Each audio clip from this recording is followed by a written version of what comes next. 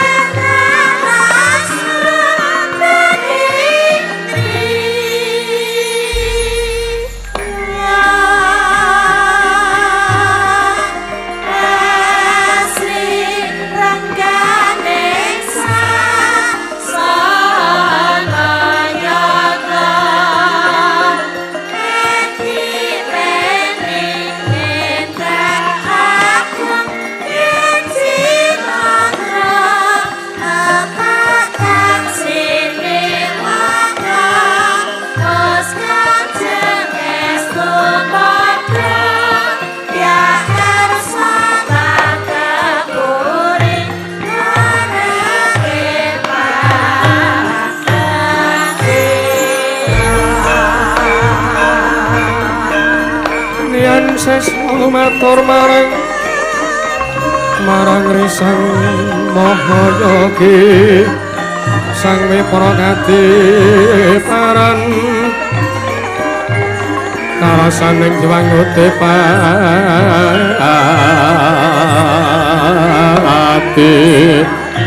yogya sang wining warna kanggo mlaring bumi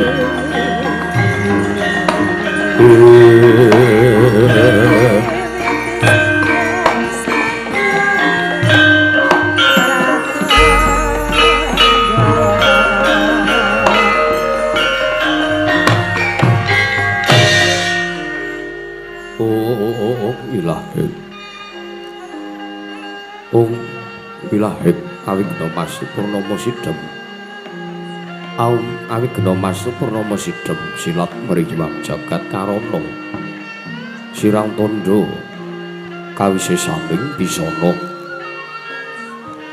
sono sinambung nang lembla pesta maksil stantun lambang Buddha jinantara tutur katela tetula tulat mrih lab beteng parabdya ini sudah ngupama prameng niskara karana dadi jaman purwa mangjata kabusananing gebita tawurendeng lambang matumpa-tumpa parma panggung sang Murwengkata segebyar dumadining wayang purwa purwakaning kandha linarik renduting basa dongeng kuna ngemu surasa yen naras saya karaos mulacari rohang rasa wani puruhing diri rasa rumangsa ngrumangsani pindhane kadya jalma kang ilukaca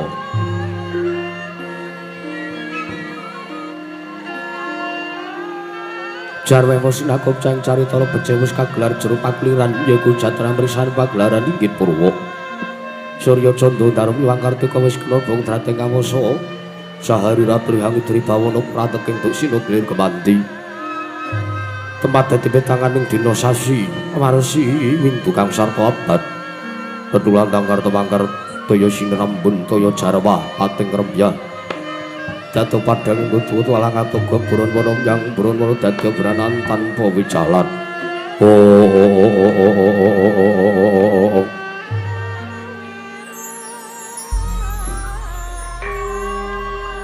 padang tarwangan senari sandwang renang sumur bani jagat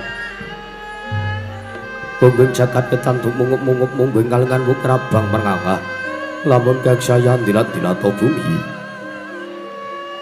saya dangu sumurup sanggiwang karko kapal semeblak kanan kiri ning abang esmu jenar kapal bawan senari sanggiwang basonto tanam dukaton ijo uru-uru ya bangku gunung kangkaton biru moyo-moyo pucu ing gunung kini melan kudalu kasirik maraban sono lenggat lenggut ngantuk ya gunung Makutha Mega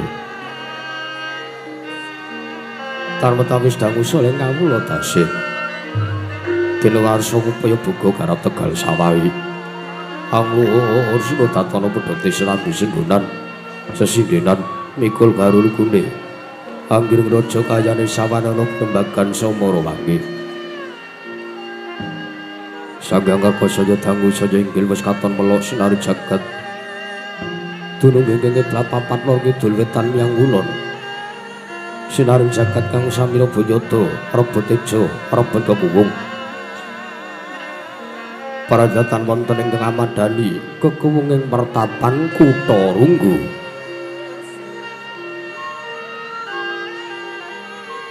pertapan kang sumunar tejane cumlorot sumunduling ngawiyat ing madaning pacaraban Ambabar Gondo Arum kawistara dupa menyan ratus eling-eling pertapan Kutha Runggu mapan madeg ing lengkaing arga Kutha Runggu kaapit kanan kiring kata jurang corong kinepung gua serong kinarya susuwing peksi lawet yang sarang gunung wonten ugi pasisiran ter sasana jembar kebekaning pasir gemelaring garis pinggir tanem tuhang rembuyung royo-royo karang witri rewe-reweron kelompo bumi subur pasiten mawur Satria tinandur tangkar tumangkar kawuryan dadi gurung-gurung bebanjeng kadang rangsang langit lenggak lengguk lampahe toya kang mijil saking sendang-sendang mening tirtani iline kang pinara para banyu kang tinampi wadhuk bentung-bentung ginaru hagileni sawah yang patah galaning nara pisma okal pangulitane basan datana lebih becok sacengkakeng selo sadaya tinanduran kang prakabi pandya badari silang gelar pasabinan Yaya Rukmi Sari kang pinangga pratiwi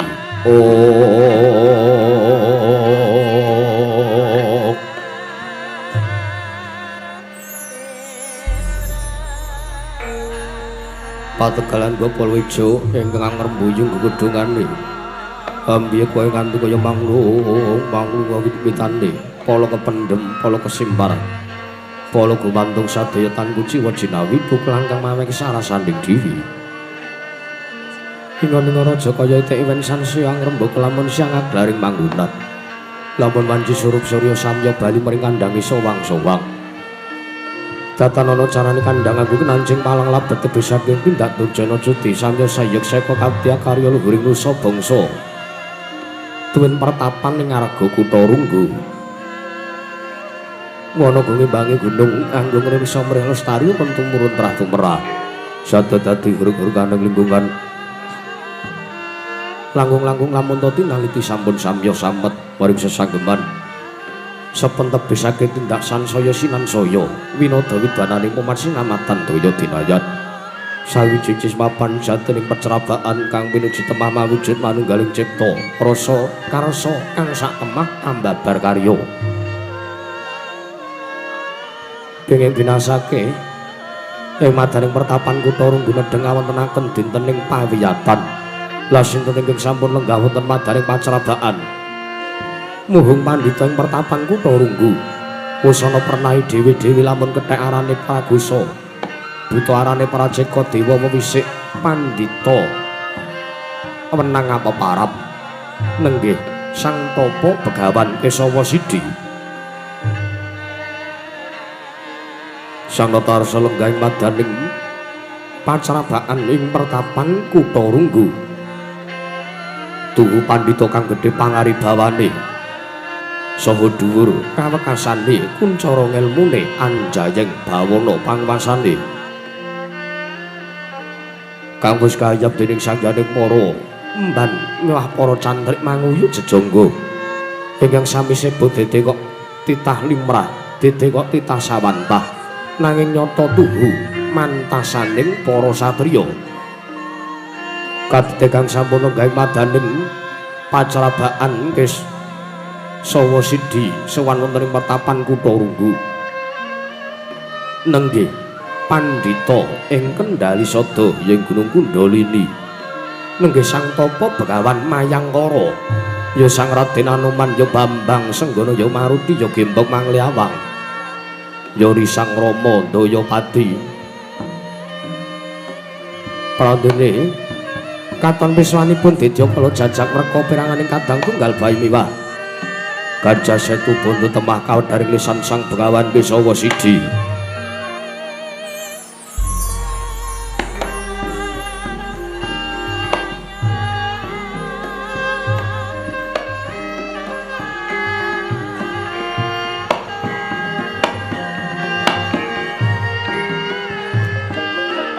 Pandhita kinarya wangsit pindha kombange sematu sarining tawang susuh angin ngending onem yang kalian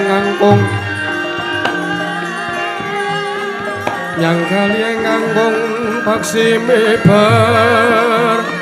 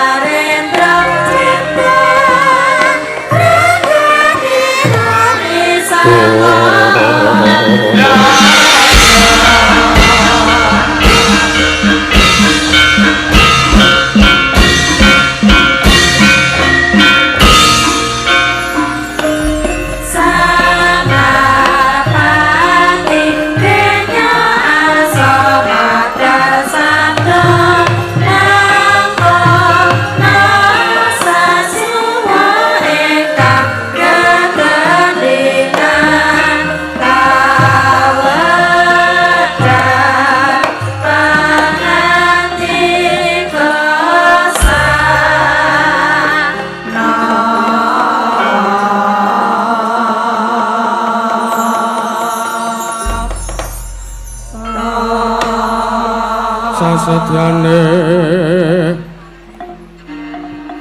tanpa dadya sacipta-cipta tan oleh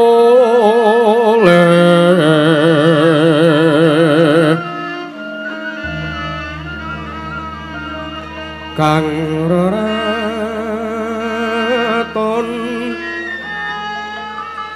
raton rentas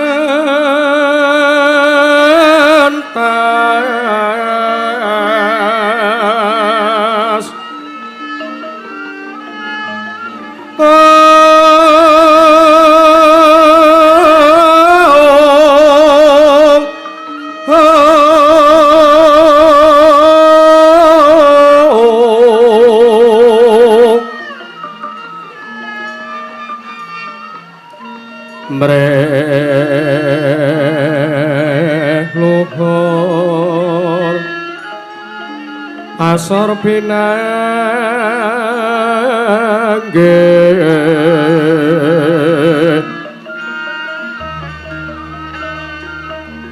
papandu kong nagani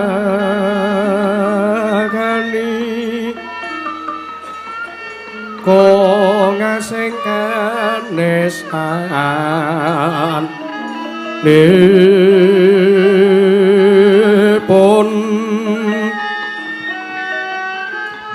wong agung nesgo ngira sutirang-wirang jre lalis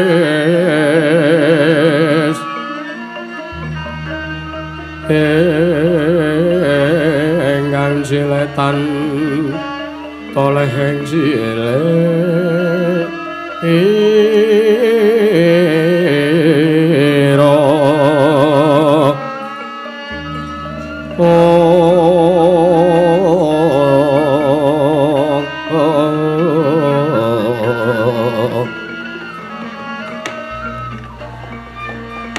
wong alim bu lasan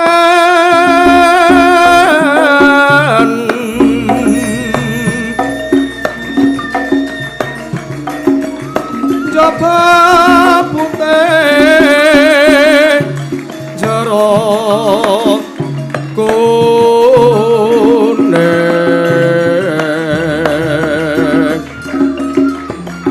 kejan momang sama siat maton minlop main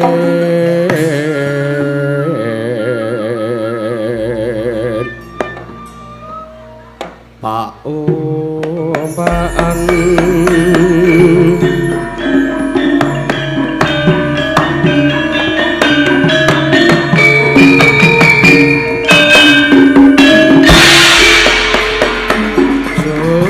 suci bentusi kelare monginaryo apos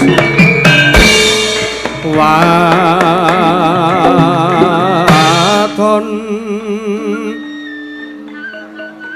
nerahmaton ira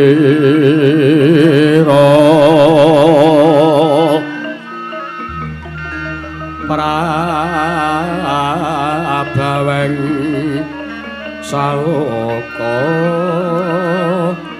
rakmi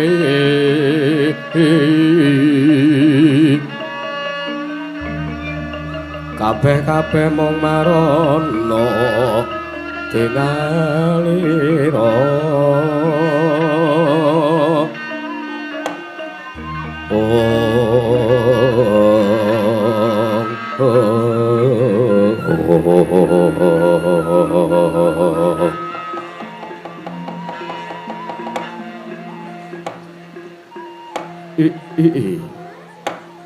Bawana langgeng sinunggi tatana wrat ora mengkoto dhisik gawe kaget sotaning tias rasane Begawan Kesawa Sidhi teka dina sak mengko ana ing madaning pertapan Kutha Runggu kayata dene ketaman wahyuning dewa jernyatane ora adat saben pendak-pendak pertapan Kesawa Sidhi ngenake pawiyatan ana ing Kutha Runggu ingkang sowan sarta ingkang sibuk mesti wae cantrik-cantrik lumrah saka pertapaning Kutha Runggu ya mung ingkang dadekake bingung sarta gawe gumun setaun jengleng serendeng manahe Begawan Kesawa Sidhi teko aku mung pendhita gunung lah kok teko iki ora pangling ingkang mara seba marak sowan ana ngarsaning Begawan Kesawa Sidhi pandhita sing wis kawentar dhuwur ngilmune sartane gedhe marang kasudebyane ora pangling iki Raden Anoman ya Resi Mayangkara ing pertapan Kendali Sada ingkang nalika samana dadi jagoning dewa mapan ana ing kayewangan ora mengko dhisik penemban Anoman ya penemban Senggana ya Sang Resi Mayangkara sakwise satata ngadhep ana ngersaning Begawan Kesawa Sidhi ing pertapan Kutha Runggu asat kang dadi napas aso kang dadi riwe padha kanthi raharja sakpratane Sang Begawan Anoman ya Sang Resi Mayangkara nunamit pasang kaliman tabi dina bena iki ladeni dumawaing tawang tuwang linepat ning tulak manu nun sewu penemban parang paduka Sang Penemban sesembahan kula guru sejati kula amiji dhateng wiswanipun ingkang abdipun Bambang Senggana ingkang abdipun Anoman sowan marosipun wonten ngarsa paduka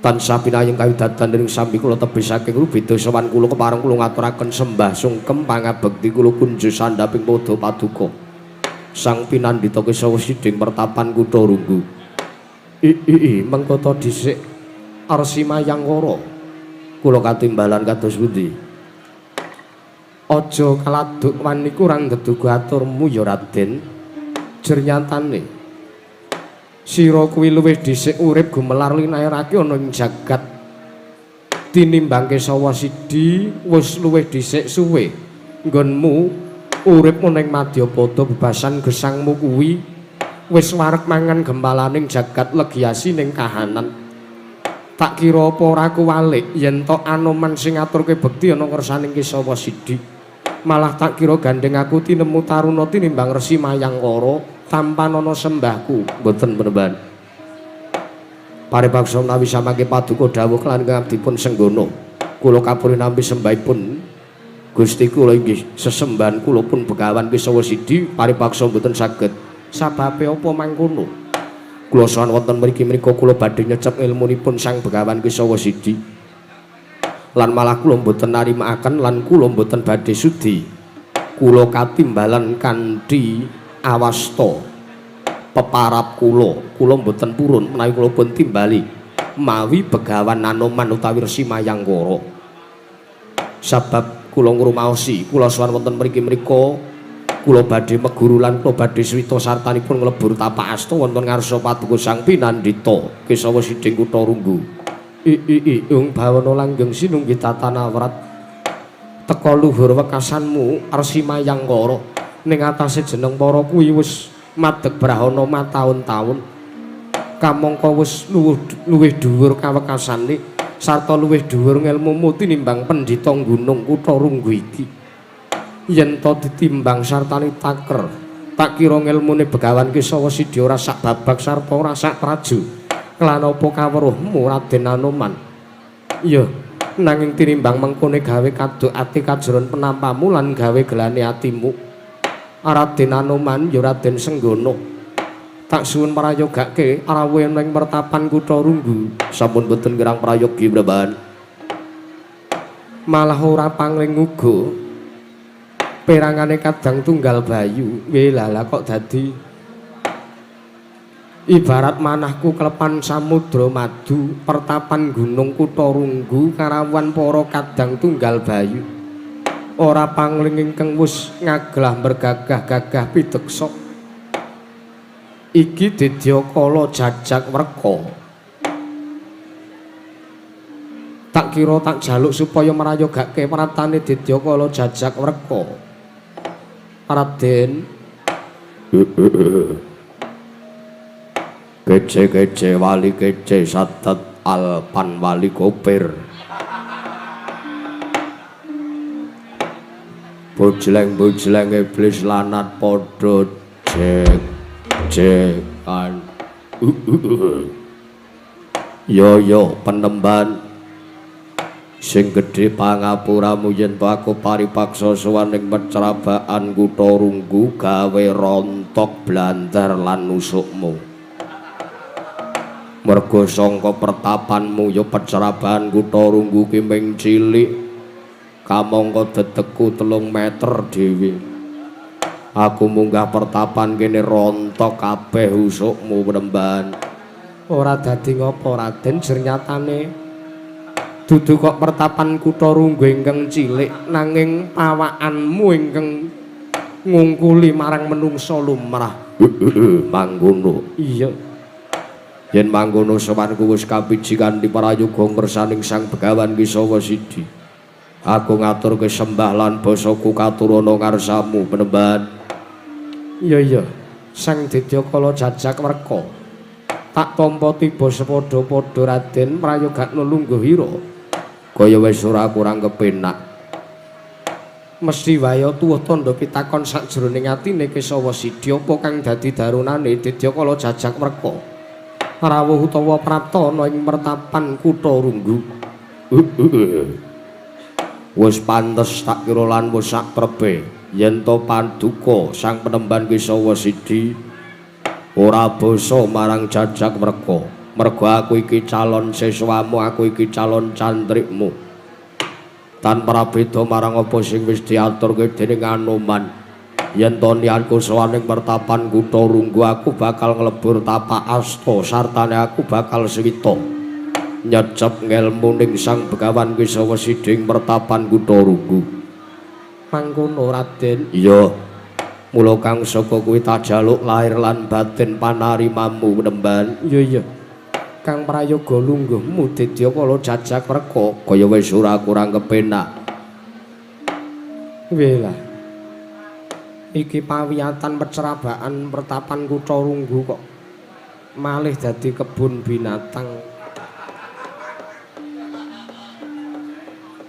iki munyuke ana gajahe ya ana malah tak sawang tekan jaba kae ontane ya ana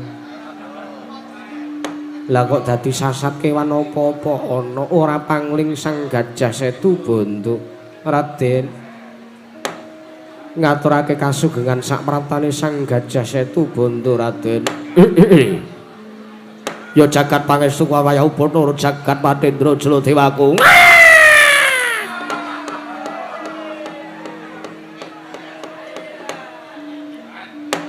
inggih penemban tansah pirang-pirang datan ring sambi kula sowan kula wonten ngarsa patuku Sang Penemban Kisawa Sidi mboten manggalangan setunggal kula mangkin kula sareng wonten ngarsa patuku pandhita ing pertapan kutha runggu kepareng kula ngaturaken sembah sungkem pangabekti kula kunjuk penemban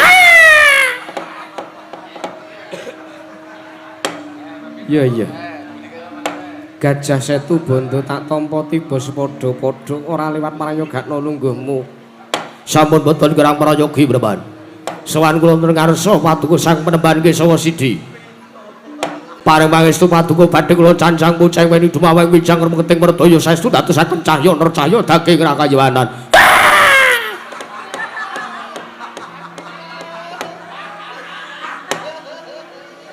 iya Bung Bawono langgeng sinunggi datan awrat gawe kaget lah kok dadi pertapan kutha runggu dadi akeh kewan-kewane kang mangkono gandeng kabeh wis satata Raden Anoman kula wonten dawuh Mara satata anggon sira ngadhep bakal tak dangu apa to kang dadi wigatine Raden Anoman. Suwita ana ngersaning Sang Kesawa Sidi. Sapungkure aku ndangu marang Raden Anoman, tak piji siji-siji. Dedya kala jajak merka sartane Gajah Setu Banda uga bakal tak dawuhi supaya matur. Sejatine apa kang dadi sabab lan dasare apa teka mung pendhita Gunung Kutharunggu. Wae kok disuwitani dening para priyagung-priyagung. Nuwun sewu Penemban. Saestu sowan kula menika kula mboten badhe nyecep ngilmunipun Sang Begawan Kesawa Sidi. Jernyatanipun kula kinten menawi kula nyecep ngilmunipun Sang Begawan Kesawa Sidi mboten badhe wonten pigunanipun tumrap jasad kula. Awit menapa ngemuti lampaning jagat yuswa kula ingkang sampun mangabad-abad mataun-taun kula gesang wonten ing alam Madyapada. Bebasan kula menika sampun tuwuk nedha gempalaning jagat legiasi ning kawontenan Penemban. Kula sampun tumon lan kula sampun wareg, kula sampun jeleh, kula gesang wonten ing Madyapada awit wiwin kula nderekaken marang Nalindring Pancawati inggih menika Sang Tata Prabu Sri Bathara Rama Wijaya. Dumugi sapriki jaman para Pandhawa ki jaman Brata. Kula tasih kaparingan sugeng saking ngarsaning Gusti Kang Arya Luka. Duh Penemban, ingkang badhe kula tanjahaken wonten ngarsa paduka menika dede kok wejangan ngilmu, dede kok wejangan kawruh kasampurnan utawi sak panunggalanipun. Jenyata menika sak mangke boten badhe piguna tumrap ingkang abdipun senggono. Nanging badhe kula tanjahaken menika kula namung badhe nyuwun mresa paduka piyai ingkang winasis tartentu pirsa dhateng benjang menapa kawontenanipun Anoman. Benjang menapa senggana badhe kabanjut dening dewa, benjang menapa Anoman pejah Penemban. Kembang sungsang dinang konang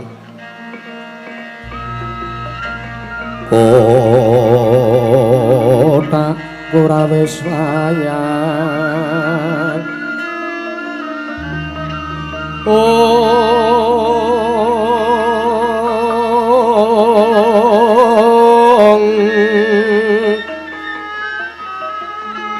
Lendo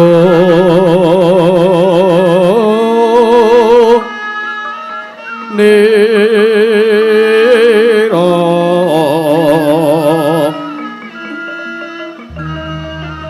bo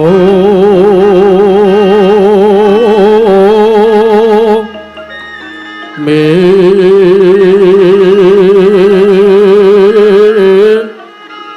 bume bangga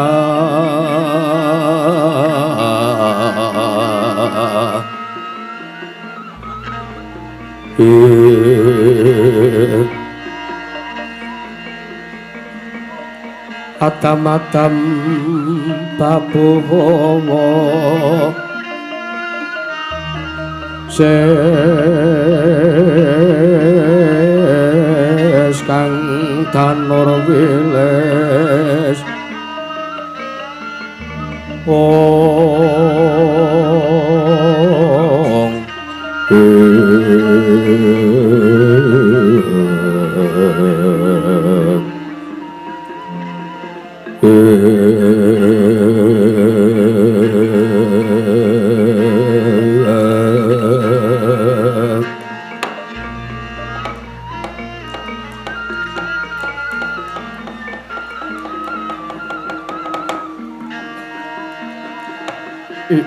Ung bawana langgeng sinunggi datan awrat Raden Anoman kula wonten dawuh Penemban.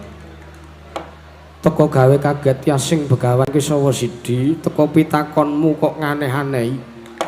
Nganeh-aneh sababipun menapa Penemban? Teka samangke paduka paring dawuh kados mekaten. Kosik to. Lumrahe wong urip ana ing jagat iki njaluk supayane kaparingan yuswa ingkang panjang, umur ingkang dawa, sartane awak ingkang bagas waras. Merga ibarate wong urip ning jagat iki dheweke ngrasake awak sing ora kepenak, ngrasake ora waras. Dheweke nandang lelara mesti wae dheweke ngupadi marang dalaning usada supaya penyakite bisa diangkat saka ngarsaning Gusti Kang Maha Kawasa. Ana wong kang ora kepenak awake, ana ingkang ngrasake greges-greges rasane keju kemeng sikil lan tangane mesti wae mara ning tukang pijet kuwi lumrahe wong urip ning Madyapada lah ning pitakone Raden Anoman teka nganeh-anehi ning atase kabeh wong iki padha kepengin supaya urip ingkang kepenak pinaringan yuswa panjang lah kok sira Raden Senggana kok malah kepengin ndang kapan matimu Anoman kula wonten dawuh tak pesthekke sira kuwi wong kang ora iso ngucap sartane ora iso duweni rasa syukur sabab ngene pitakonmu kang kaya mangkono nanjihke sartane njaluk pirsa kowe kepengin ngerti dalan patimu kapan lan besok apa kowe kabanjut dening dewa Anoman pitakonmu kuwi sejatine kowe mung arep wani marang pangwasaning Gusti kang akarya luka kowe iki menungsa sing ngibarate kowe wis wani nerak pancak nerajang wewaling Gusti Nderipun kados pundi teka paduka paring dawuh katen merban merga bab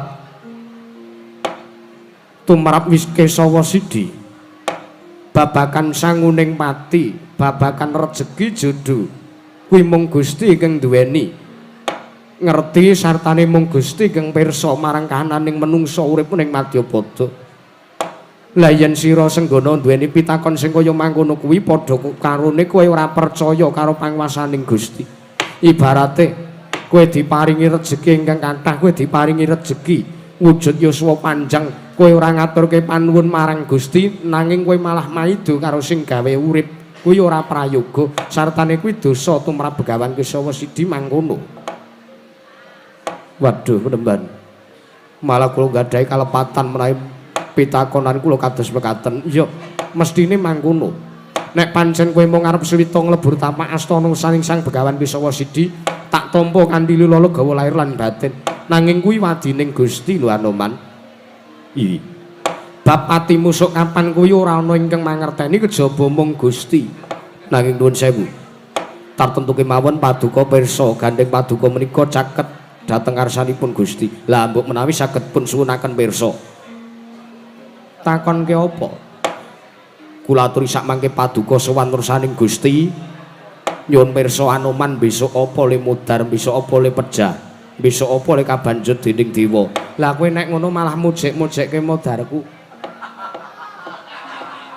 lho liripun kados pundi kowe malah akon karo aku kon sowan nursaning Gusti kuwi kowe mujek-mujekke mudharku lho mboten mekaten mriku mboten nanging kula mriku namung badhe miterang iya tegese paduka mriku rak caket dhateng ngarsanipun Gusti lah mbok menawi gandeng saking akrabe paduka kalian Gusti kula aturi nyuwun pirsa dhateng Gusti benjang menapa Anoman kapundhut wis ora sah ngrembug perkara pati lan uripmu bakune yen to kowe saguh nampa bakune yen to kowe saguh nrima marang apa kang dadi peparinge Gusti tak kira yuswamu ingkang dawa iki ora bakal muspraning bakal piguna tumrap uripmu wiwit purwa madya lan wusanamu Senggana sikra kang bala tumingal rangat sampo kang samya tali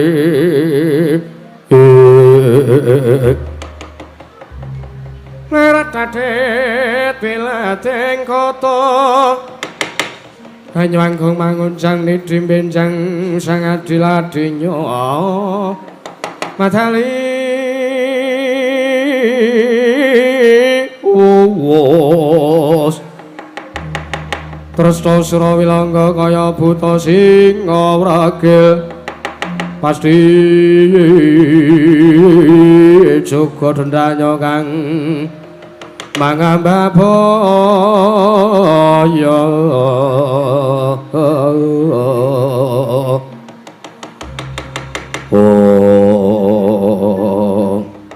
Didemadaning kaunteran pecrabaan Kutha Runggu nalika semanten nggih Sang Raden Senggana ya Bambang Anoman ya Sang Resi Mayang Purika nampi dawuh saking Sang Tapa Begawan Kesawa Sidi cumeplong raos sing manah temah tintrim ing Wardaya dadosaken kanyut pinangka warju kanyut jare wong aganten warju jare wong kecoh Nginang durung abangi durung manjing dasaring Bantala Kasaru gegering jaba yang ngarsa tangkeping mriku paseban Puramu apa to kang dadi darunane lambu menapa wujuding macan ingkang bedal saking keranggeng Dede menapa wujuding gajah ingkang medhot saka wantilan Dede nenggih praptanipun serayan saking nagari Ngastina nenggih Senopati negari Gajahhoya nata ngawangga Sang Narpati Karna basusir kang kadherekaken dening Nindya mantri pangangsa muka negari ing Liman Benawi nenggih Sang Argarapati Harya Sengkuni nalika semanten miyak sanggane porsi bocantrik manguyu jejangga repepeh pindha saka metarangan tumrajak tanpa larapan selari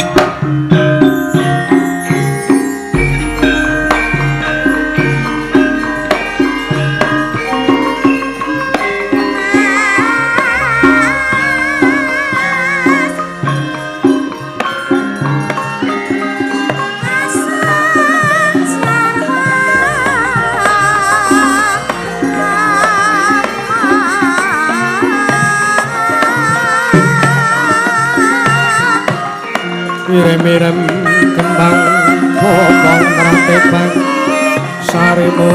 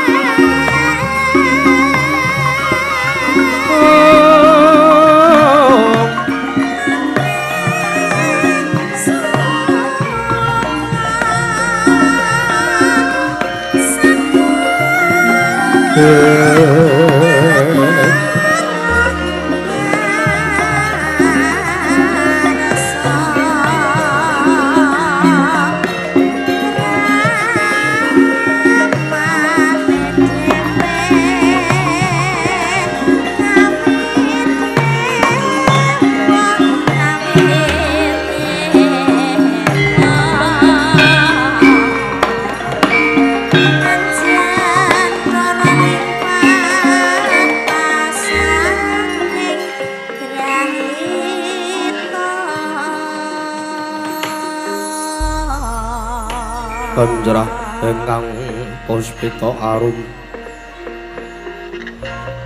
kasireng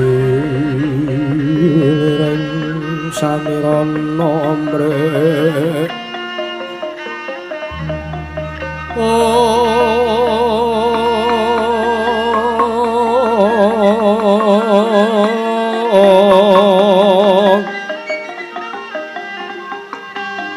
Sekar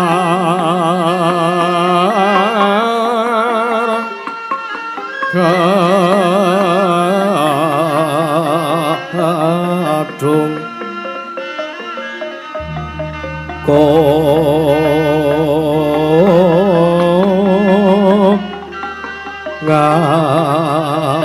ngas kandhana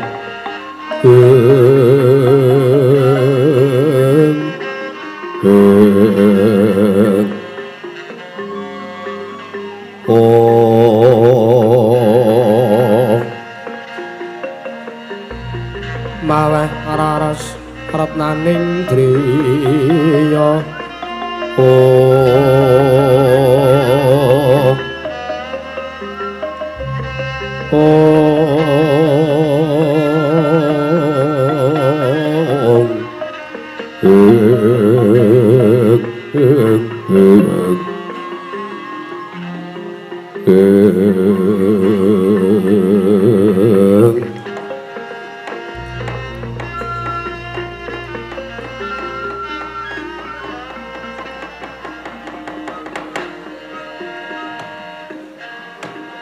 Iung bawana langgeng sinunggi tatanawrat teka langkung damel kaget tiasipun Begawan Kisawa Sidi teka namung sak derajat kula karawan priyagung mboten pangling menika praptanipun Nalindra Ngawangga senopati ning negara Ngastina. Inggih Gusti kula inggih sesembahan kula Ngawangga pun Gusti kula Surya Putra inggih sinuwun Prabu Karna Basusena kamangka kadharaken dening patih saking negari Ngastina kang pidaleming Plasa Jenar pun Rekyana Patih Harya Sengkuni nuwun mangke sinuwun damel kejet yasing manahipun ingkang abdipun Kisawa Sidi sengkan-sengkan datan pepupuyan rawuh paduka wonten pertapan Kutha Runggu. Gusti kula Ngawangga, kula ngaturaken sembah kula kunjuk wonten ngarsa paduka Gusti kula Ngawangga pun sinuwun Prabu Karna Basusena. Sinuwun niwangsuk mana mangat dilunuwih ana sasmentaning sun jagat masasaning Bathara Humbawana langgeng sininggi tatanawrat. Ya jagat pangestu ngara wayahu Bathara jagat. Ora mengko dhisik sadurunge aku nampa apa kang dadi sembahmu. Penembahan kula wonten dawuh. Apa ya kene iki adeking pertapan Kutha Runggu? Lan apa sira Penembahan Kisawa Sidi? Mboten wonten kalih nggih mriki adeking pertapan Kutha Runggu. Inggih ingkang abdipun Kisawa Sidi. Ya. Yen mangkono ora sisip nggonku sowan ana ngarsamu, Penembahan. Sembahmu tak tampa ora lan pangestuning Ratu Ngawangga wae tampanana. Sampun sanget anggen kawula pundi dadosna jimat. Sinuwun mboten langkung kaprayogakna lenggah paduka. Ya kaya wis ora kurang prayoga. Nuwun sewu Rekyana Patih. Rekyana Patih Harya Sengkuni inggih Rekyana Patih Harya Suman. Sarawujeng andika Rekyana Patih ngaturaken kasugengan Rekyana Patih pinayunganing kawidadan ring Sambikala di Kisawa Sidi gawe ngaturke pambagya raharja ana ngersaku ora liwat aku ngaturke salam taklim inggih Rekyana Patih Harya Sengkuni kula tampi damel bombong ing tias iya mboten langkung kula aturi marayogekaken lenggahipun Rekyana Patih iya Kisawa Sidi iya ana sinden cenanangan wae ya.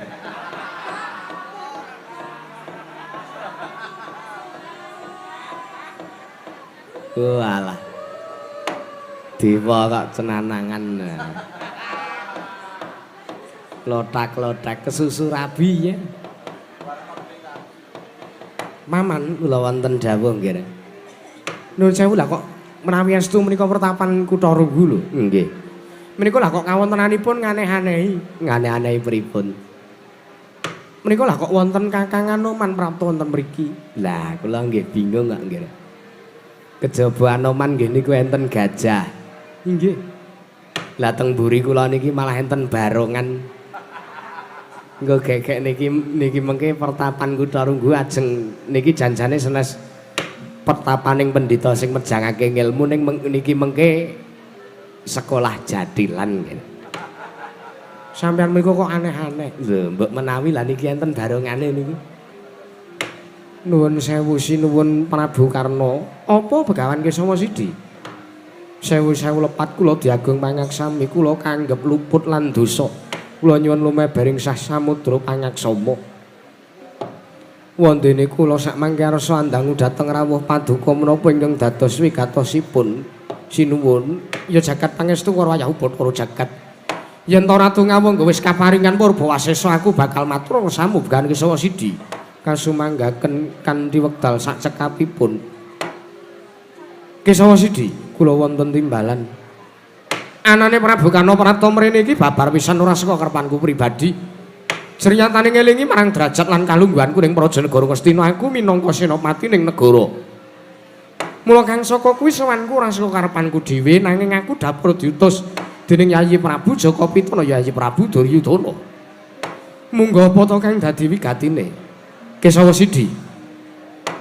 Nalika semana Yayi Prabu Jaka Pitana dawuh kelawan nata ngawangga ingkang ora ana liya wigati kejaba aku kinen prapta ning pertapan Gunung Kutha Runggu.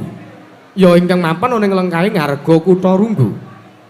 Inggih salajengipun lan wigatine miturut dawuh sarta ngendikaning Yayi Prabu Jaka Pitana sowan kuwi iki kinen nanjihake sartane kinen nundung marang sira Begawan Kesama Sidi nggonmu mapan ning pertapan Kutha Runggu, nggonmu ngadeke pertapan ana sak lengkahing arga Kutha Runggu. Sabab mangkene dasare Yayi Prabu Duryudana dawuh kang mangkono merga ngelingi kowe mapan utawa kowe ngedeke pertapan Kutha Runggu iki mapan ana sak lengkahing arga Kutha Runggu. Kamung arga Kutha Runggu ya Gunung Kutha Runggu iki kebawat keperintah wewengkon Praja Negara Ngastina. Mula kang saka kuwi kowe luput sartane kowe dosa, kowe duwe dosa tumrap kaprajan Negara Ngastina yen to lumrahe kowe bakal dipidana. Nanging gandeng elingi gedhe palimarmaning Yayi Prabu Duryudana. Kowe ora diparingi pidana nanging kowe mung bakal ditundung saka pertapan kene, kowe aja ngedeke pagura ning kene. Iya, Begawan Kesama Sidi pancen bener mangkono. Sriyatane malah nalika semana wis utusan kelawan anak Prabu Karna. Yen ta kowe ora gelem lunga saka papan kene, anggon kowe ditundung dening Angger Adipati Karna. Kowe bakal dirudha paripeksa. Nanging ngelingi marang sasmitaning dewa Begawan Kesama Sidi. Nalika semana sasmitaning dewa paring dawuh yen to kowe iki ngedeke pertapan ning kene arep mbok nggo dasar sartane arep mbok nggo lantaran kowe entuk wahyu Makutha Rama apa ya pancen mangkono kahanane. Iya. Bener apa sing diaturke Paman Sengguni? Malah aku tak nanjeke karo kowe. Bab perkara kowe nggonmu tak tundung saka papan kene kowe supaya ora lunga utawa ora mapan ning pertapan Kutha Runggu kene. Kowe uga tak suwuni pirsa sartane kowe tak jaluk katerangan. Inggih, katerangan bab menapa? Apa kowe bener kowe bakal dadi lantaran tumedheng wahyu Makutha Rama? Nuwun sewu perkawis menika wadi lho sinuwun. Jalaran bab wahyu utawi kanugrahan menika namung Gusti ingkang pirsa. Ngono. Inggih. Paman Sengguni pripun nggih? Dos pundi? Niku mung ngapusi niku. Lho, goroh pripun? Niku janjane pun gimbal wahyu Makutha Rama ning dheweke mboten kersa blaka, pun rudha paripeksa mawon. Begawan Kesama Sidi. Sinuwun Prabu Karna kados pundi? Yen to kowe ora gelem lunga saka kene, sak ora-orane kowe musungsungake wujuding wahyu Makutha Rama. Liripun kados pundi? Nggonmu mesanggrahan ing wewengkon bumi Ngastina. tak paringi pangapura waton Wahyu Makutha Rama mbok paringake ngursaning Yayi Prabu Duryudana nanging kosok balene yen to kowe ora gelem masrahke wujuding Wahyu Makutha Rama ngursaning Yayi Prabu Jaka Pitara Ngastina kowe bakal tak tundung saka papan kene yen kowe ora bisa tak tundung kanthi serana alus kowe bakal tak rudha panipeksa pecrabakan Kutha Runggu bakal tak gawe karang abang tak biyuki Batang Sayuta Begawan Kisawa Sidi Majeng Siti Gong Siti Tanaya Majeng Tatan Pasusila Tatan Pasusila Mecel Tukanira Sang Ramandaya Pati Ponang Karot Kanan Riwe Kumri wis bocah ing rawis yen sinabot maring sagedheng murub tati tahono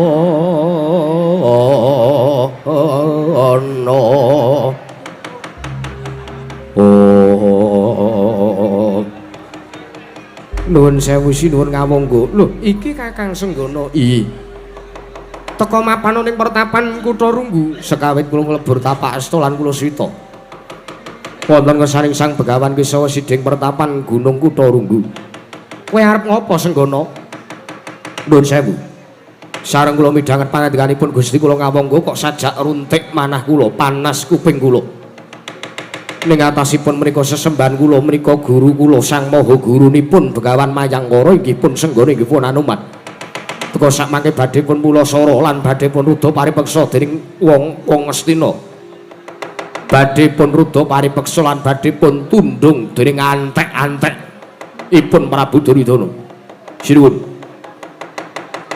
ngemuti derajat kula mriku pandhita derajat kula mriku brahmana kula sami kalian kalengganipun Begawan Kisawa Sidi nanging gandeng Begawan Kisawa Sidi mriku sesembahan kula utawi guru kula paripaksa kula ingkang mepalangi menawi paduka badhe nundung Sang Begawan Kisawa Sidi saking pertapaning Kutha Runggu mriki yen ngono kowe sing dadi pepalangi Ratu Ngastina lan dadi pepalangi Ratu Ngawangga nggonku bakal nundung marang Begawan Kisawa Sidi Anoman wonten dawuh sing duwe pangwasa sarta duwe purbawasesa tumrap pertapan Kutha Runggu ki ming Begawan Kisawa Sidi dudu kok pendhita Kendali Sada.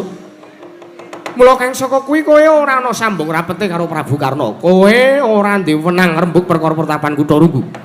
Nanging paripaksa gandeng kula mriku cantrik kinasihipun kula putra siswanipun Sang Begawan Kisawa Sidi paripaksa kula dambelani marang kalengganipun sesembahan kula pun Penemban Kisawa Sidi. Oh, nek ngono kowe berguguk ngutang-waton Bondan Datanpa Ratu ya. Tak pesthekake kowe sing dadi pepalang. Yen mangkono ayo dudu nang ngene papan neter kadigdayan metu njaba tantening parapatan pertapan Kutha Runggu kula aturi medal Jawi kula susul Ratu Ngawangga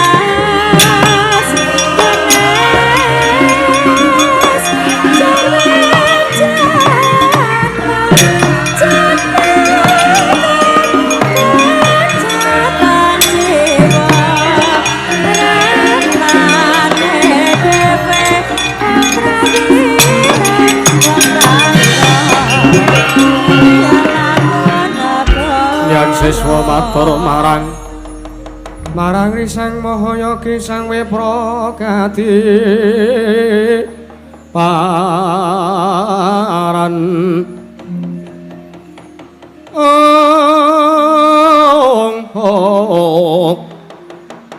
karasaning jwanghuti pati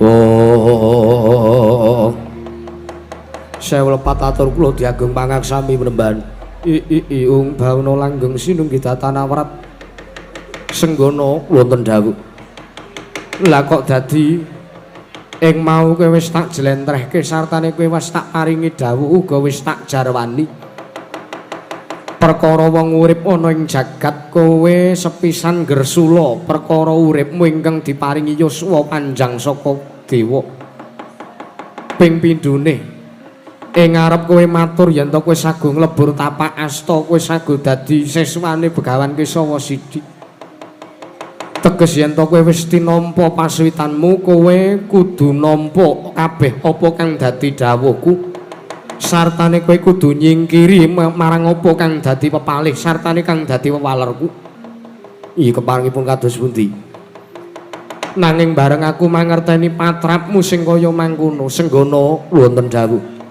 kowe luput kowe kleru luput kula menapa dosa kula menapa teka kula nggadahi patrap menapa sak mangke paduka nglupataken dhateng pakartinipun ingkang abdipun senggono kowe tanpa tak dawuhi ngundurke Prabu Karna lah kok dadi kowe malah ndadekake pasulayan ana ning pecerabakan Kutha Runggu ning atase aku ora maringi mandat karo kowe takon ngundurke Prabu Karna kae mau lah kok kowe delangap-delangap ucapmu nreteh kaya bethet sewu nembung pategalan derwili kaya grojokan aturmu Anoman kowe wis ngluwi marang apa sing dadi keparengku mestine perkara iki mau iso dirembug kanthi srana aris lan iso dirembug kanthi srana alus nanging merga sangka aturmu lah kok malah dadi kriwikan dadi grojokan guyon dadi tangisan Anoman kowe kuwi siswa kinasihku kowe cantrikku kamangka kowe iki satriya kowe ya pendhita ing pertapan Kendali Sada kamangka kowe ingkang wis mbibiti perkara kowe wis mbibiti perkara kowe kudu wani nanggung perkarane yen to kowe ora iso nanggung perkarane sartane kowe ora bisa ngundurke Kurawa sakwadya balane kamangka nggunakake adhedhasar ngluruk tanpa bala menang tanpa ngasorake yen kowe ora iso duweni patrap sing kaya mangkono tak pesthekke kowe dudu siswaku lan tak pesthekke bakal tetel kabrahmananmu senggono